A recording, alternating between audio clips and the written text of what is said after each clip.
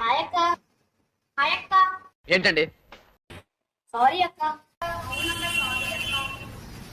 ఎందుకు లేట్ అయింది కదా అక్క, అందుకే. అసలు ఎవరు మీరు? అక్క లేట్ వచ్చిన వీళ్ళందరూ. అవునన్నా, నిజంగా మీరు ఎవరో నాకు తెలియదు.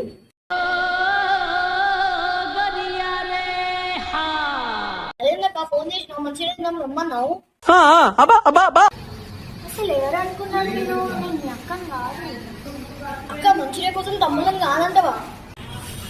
అసలు మీరు ఎవరో నాకు తెలియదు. అక్క మనల్ని మోసం చేసిరా.